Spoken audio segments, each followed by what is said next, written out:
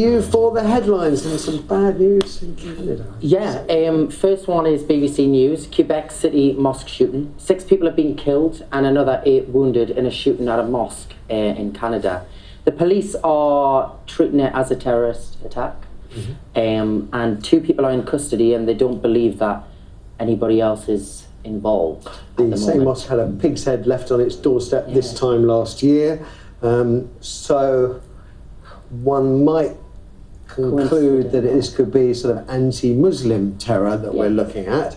2 people are in custody, which, in the light of our previous discussion, gives us all plenty to think about, really. Exactly. I mean, it's very coincidental, and obviously, if going back to the Theresa May thing, it's about making a stand and fanning the flames. More of this is fan the flames of hatred. But more of this, is that coincidental, or is it a reason? Don't know. Don't know. I guess we'll find out when more news comes out. But it is very. I mean, it's a very worrying time in the world at the moment for everybody. And I think the more he does things like this, it's going to incite more and more. It's going to get worse and worse. A vicious circle of hate, isn't it? That's the trouble. And I think we're already in that vicious cycle. The next story doesn't bring much in the way of light relief either, does it? No, this is page 16 in The Sun. Knife kids crisis. Cops have been called 700 times to schools in blade alerts. But what is more frightening is kids young as 10 have been have had knives, knuckle dusters, and even guns confiscated. And it's been a 50% rise in incidents. But to put it in perspective, the 700 visits is over a period of 3 years. Which I take some comfort from. And I suppose buried within the story rather than in the headline is a call for police to actually work in and attend our schools. There's a subject to discuss there, isn't there? Is whether we want to see police. I mean, my sister back in the day was at sixth form college, and they had paid security guards working there. That's a fairly common sight these days. Whether we actually need uniformed officers in schools. Why have 10-year-old kids got anything like a knife or a knuckle duster or what's that all about? Because they're afraid, I guess. I suppose if you're walking around with hundreds of pounds worth of smartphones or laptops and whatnot, you are also a target.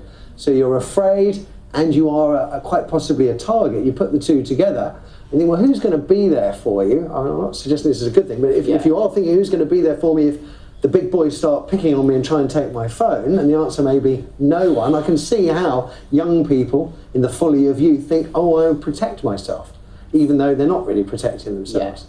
But also, to get the phone, a knife can possibly be useful. So it can be used as a defence thing, but also definitely as an attack thing and intimidation. Police in schools? Is that where we're at now? I actually would feel happy if my kids went to a school that there were police. I know that sounds dramatic and that might breed fear culture, but it's a dangerous time. A misuse of police time. That you're talking. I mean, there's thousands, tens of thousands of schools across the UK.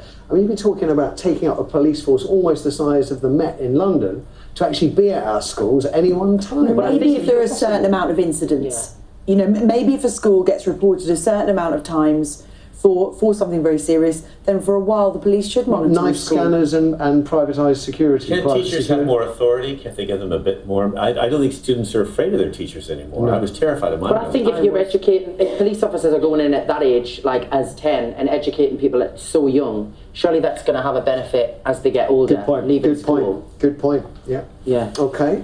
Next one. This is page 20 in the no, it's not. It's The Sun.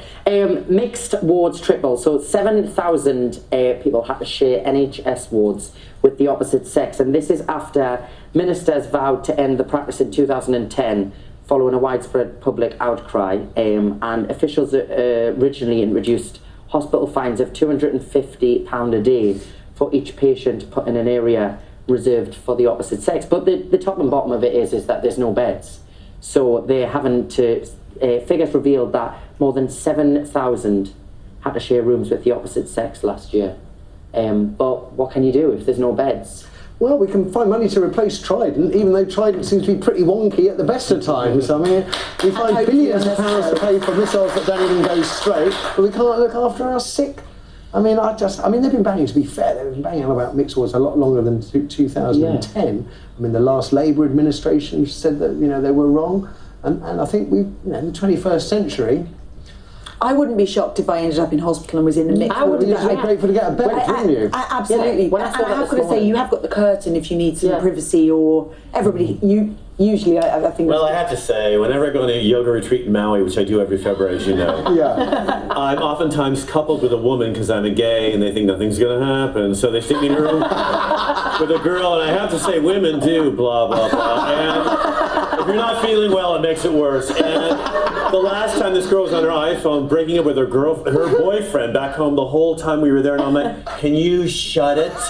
This is a yoga retreat. Oh, baby, give me some Oh, with the women. But other than that, yes, I think if you're out of bed, what can you do? Therein the problem. Yeah, actually, same as you, I didn't realise it was, I wouldn't be shocked if I went to a hospital and... No, but the terrible thing is now you just be grateful for a bed. Exactly. Our expectations... Until I start with the gabbing, then you're homeless. I'd rather sleep out there when I'm not feeling well than with the... Oh, dear. I don't know. Let's have a next one, because that's also in the care. Yes, so this is interesting. This is the page 20 in the Times. Robots are going to be learning about tea and sympathy to care for the elderly. So British researchers are teaming up with a Japanese artificial intelligence company to create the world's first culturally aware robot. So I assume they're going to be going into care homes. Well, they've got some, I mean, there already are.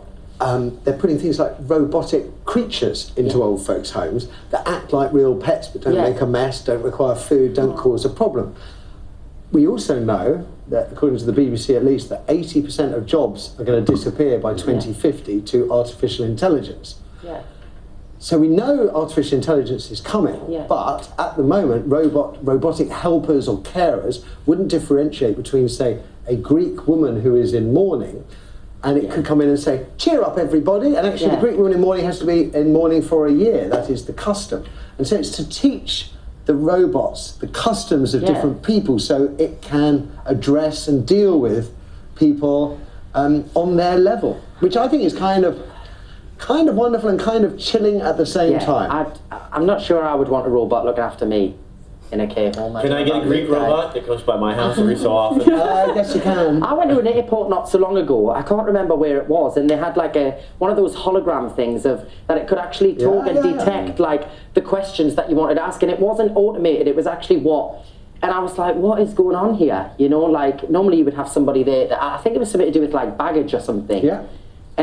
But maybe that's where we're heading now. We've got driverless cars. I mean, we're about to spend tens of billions of pounds on a railway to take people to and from work to jobs that won't exist when the railway opens. I mean, we spend money in very funny ways in this country. Very funny. Anyway, there you go. If you're interested in artificial intelligence, it's coming your way. Last one, The Telegraph. 3D glasses in the home, too much of a turn-off, admits TV firm. So last year, Samsung announced it would stop making 3D sets, 3D TVs. And now LG and Sony have followed, leaving no major manufacturer left in the market. It seems nobody wants a 3D telly anymore. I didn't want a 3D telly, but it came with the telly when I replaced my telly after it blew up. And I did try it. In fact, I watched the Olympic opening ceremony on the 3D telly, and I thought it was fantastic. And I have to say, the little bits of paper, ticker tape coming down around you. But I found you had to sit really close to the screen to get the effect. It gives me a headache. I never get headaches. Same thing as the cinema. I wouldn't go and see a 3D movie either because I've seen a couple and it put me off too much. I don't feel comfortable. Everything about it doesn't make my head feel good. Yeah. And I don't suffer with anything to do with my eyes or my head. And yet it just doesn't work for me. It doesn't make me feel... And can you switch the 3D on and off? Oh, yeah. Because if you lost the glasses, I would lose the glasses straight away, so I wouldn't... I think that's what happens eventually. You lose the glasses and that's the end of 3D. Exactly. TV, There we are, so they're no more. So it's funny, isn't it? You think all that expectation, they were developing 3Ds for decades and it eventually gets there. Every home can have one and we don't want it. Good. We're not as idiotic as some marketing people might think. Nicely done, Joe. What have you got, Susan? First story today I've got is from the Mirror.